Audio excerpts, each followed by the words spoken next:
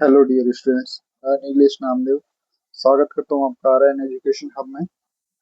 जैसा कि आप जानते हैं, फर्स्ट ईयर के सभी बच्चों के एग्जाम चल रहे हैं, जिसमें मेजर वन के एग्जाम चल रहे हैं। तो कल मेरे पास किसी एक बच्चे का कमेंट आया था कि सर बीकॉम फर्स्ट ईयर का भी आप सिलेबस डाल दीजिए। तो किन्हीं टेक्निकल कारणों की वजह से वो कल मैं नहीं डाल पाया। तो उसके लिए मैं आज आपको बीकॉम का सिलेबस लेके आया हूँ। मैं एक ही वीडियो में मेजर वन, मेजर टू और मेजर थ्री तीनों का इसमें आज सिलेबस लेके आया हूँ, जिस पर हम डिस्कशन करेंगे। तो इसमें आपका यूनिट वन है भारतीय प्राचीन लेखांकन विधि, है ना।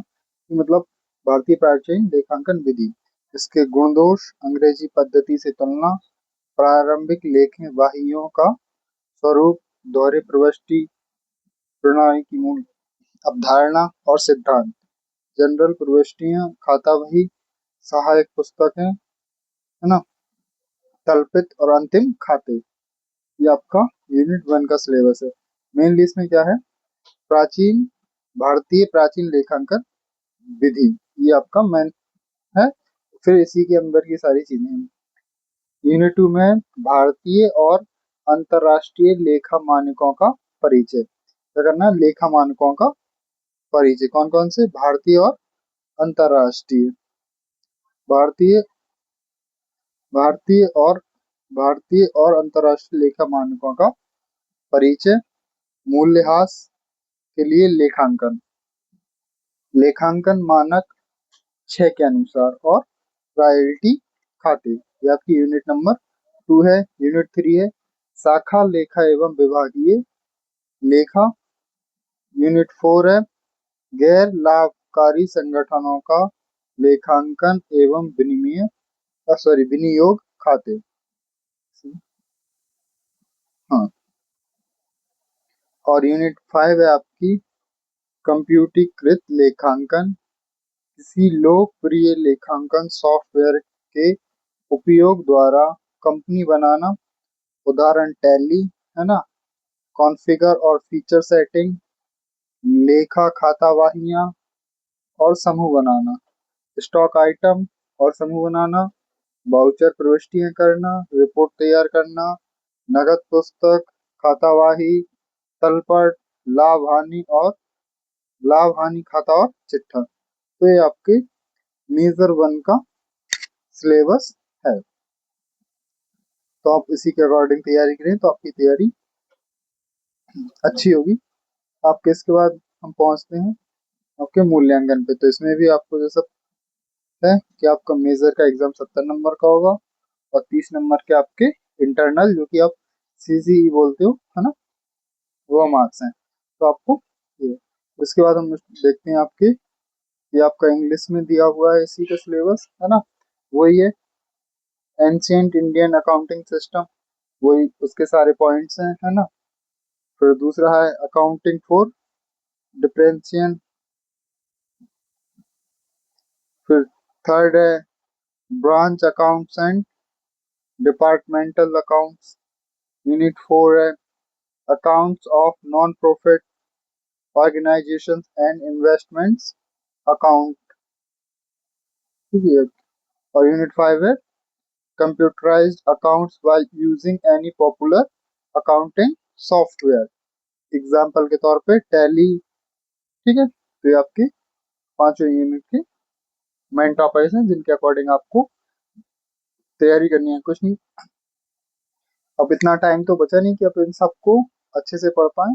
बस ये जो आपके मेन टॉपिक्स हैं, जो हेडिंग्स हैं, उनको डाल के आप उनके बारे में थोड़ा थोड़ा पढ़ लीजिए, थोड़ा अच्छे से उनको अच्छे से पढ़ लीजिए, तो ये सारे क्वेश्चंस आप कवर कर पाएंगे।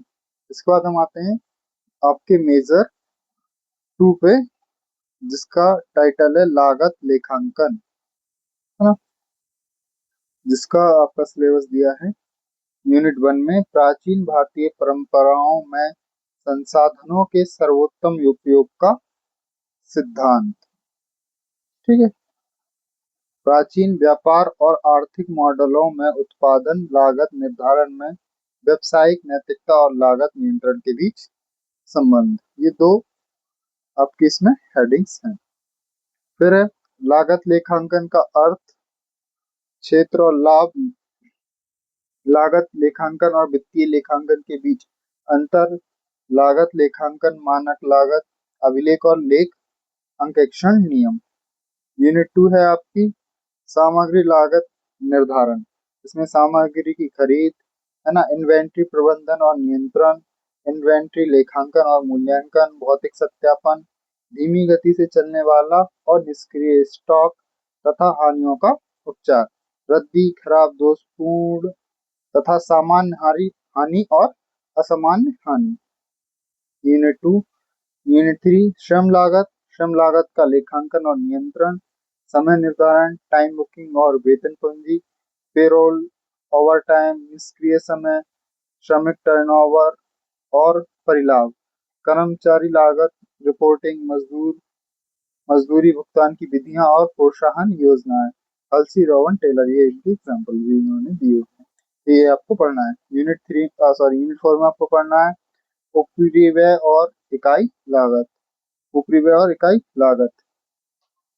उपरिव्यय लागत का वर्गीकरण, आवंटन और अवशोषण, अधि अवशोषण और अल्प अवशोषण, लागत की क्षमता स्तर, लागत निर्धारण में कुछ मदों का उपचार जैसे पूंजी पर ब्याज, पैकेजिंग व्यय, डूबत ऋण, अनुसंधान और विकास, है ना, व्यय इकाई लागत की गणना और लागत पत्रक की तैयारी तथा कार्य लागत निर्धारण। ठीक है, तो ये आपका यूनिट 4 है। यूनिट 5 है ठेका लागत, है ना, ठेका लागत निर्धारण, उपठेका लागत निर्धारण, प्रक्रिया लागत, अंतर प्रक्रिया व्यवहारों को छोड़कर संयुक्त और उपोत्पाद। ठीक है, तो इसमें यूनिट 6 है आपकी, है ना। यूनिट 6 है आपके परिचालन लागत लेखांकन, परिवहन एवं होटल सेवा लागत निर्धारण, इंट्रीगल और नॉन इंट्रीगल लागत लेखांकन, लागत लेखांकन अभिलेखों का वित्तीय लेखांकन के साथ समाधान विवरण। तो आपका ये मेजर 2 का सिलेबस है। इसमें भी आप इनके सारे पॉइंट्स के अकॉर्डिंग ही तैयारी कीजिएगा। इसके बाद हम चलते हैं यूनिट आपकी मेजर, ये इसका इंग्लिश में मेजर 2 का, है ना, principle of best utilization of resource in ancient Indian tradition product costing in ancient business and economic models, relationship between business ethics and cost control, है ना। तो वही सब चीजें हैं, तो ये आप इनको पढ़ लेना। आप यूनिट 1 है, हाँ, यूनिट 2 है मटेरियल कॉस्टिंग। ठीक है, यूनिट 3 है लेबर कॉस्टिंग, है ना, वही कॉस्ट के बारे में कि भाई कैसे कैसे कॉस्ट होता है, कहाँ कहाँ खर्च होता है, कहाँ उससे कैसे कैसे उसको रिकॉर्ड रखा जा सकता है उसका, और कैसे कैसे से बचा सकता है, वही सारी चीजें हैं। यूनिट 3 में है लेबर कॉस्टिंग। यूनिट 4 में है ना, ओवरहेड एक्सपेंसिंग एंड यूनिट कॉस्टिंग। और यूनिट 5 में आपका कॉन्ट्रैक्ट कॉस्टिंग। और यूनिट 6 में है आपका ऑपरेटिंग कॉस्ट अकाउंटिंग्स, है ना। ये भी आपका जो आपका है 70 नंबर का होगा। ठीक है, इसके बाद हम चलते हैं मेजर 3 के सिलेबस। आपका मेजर 3 का सिलेबस है, जिसमें आप देखेंगे कि यूनिट 1 में है भारतीय प्राचीन परंपरा में व्यवहारिक गतिविधियों के संचालन संबंधी नियम एवं राजकीय नियंत्रण की पृष्ठभूमि, जिसमें आपको भारतीय अनुबंध अधिनियम 1872 को अच्छे से देख लेना है। अनुबंध के प्रकार, ठहराव प्रस्ताव एवं स्वीकृति, वैध अनुबंध के आवश्यक लक्षण, अनुबंधों की समाप्ति, अनुबंध भंग के परिणाम। तो अब यूनिट 1 है। यूनिट 2 है भारतीय अनुबंध अधिनियम, है ना, 1872, क्षतिपूर्ति तथा प्रतिभूति के अनुभूत, निक्षेप संबंधी अनुबंध, ग्रहणाधिकारी के अनुबंध, गिरवी के अनुबंध, एजेंसी अथवा अभिकरण के अनुबंध, है ना। तो ये सारे आपके अनुबंध के प्रकार इसमें है आपके मेजर 3 में। ठीक है, इसके बाद मेजर 3 की यूनिट 3, भारतीय प्राचीन परंपरा में विनिमय साध्य विलेखों का प्रचलन। विनिमय साध्य विलेख अधिनियम 1881 का सामान्य परिचय तथा संशोधित विनिमय, है ना, तथा संशोधन विनिमय साध्य अभिलेख संशोधन अधिनियम 2002 का परिचय, भारतीय साझेदारी अधिनियम 1932। ये सारे आपके अधिनियम पढ़ने हैं मेजर 3 में। भारतीय प्राचीन व्यापार व्यवस्था में उपभोक्ता संरक्षण अधिनियम 1986 एवं 2018, विदेशी विनिमय प्रबंध अधिनियम, है ना, फेमा 2000। ये सारे आपको अधिनियम्स पढ़ने हैं मेजर 3 के लिए। और यूनिट 5 है इसकी प्रतिस्पर्धा अधिनियम 2002, इसका परिचय, अवधारणा, उद्देश्य, प्रमुख प्रावधान। ठीक है, भारतीय प्रतिस्पर्धा आयोग, गठन, शक्तियां एवं कार्य। तो ये आपके मेजर 3 का सिलेबस है। और ये आपका मेजर 3 भी कुल 70 मार्क्स का होगा, जिसमें 30 मार्क्स के आपके इंटरनल के होंगे, है ना, सीसी के।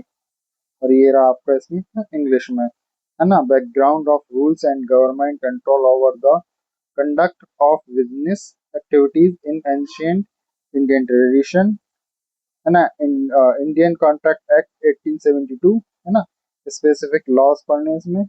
यूनिट 3 में आपको पढ़ना है prevalence of negotiable instruments in ancient Indian tradition, है ना। यूनिट 4 में आपको पढ़ना है consumer protection in Indian ancient trade system, consumer protection act 1986 and 2080, the foreign exchange management act 2000, है ना, जिसको FEM है।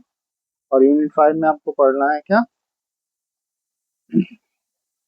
कंपटीशन एक्ट 2002, है ना, इसका introduction, concept, objectives, major provisions, है ना, कंपटीशन कमीशन ऑफ इंडिया, इसका में पढ़ना है आपको कंपोजिशन, पावर एंड फंक्शन।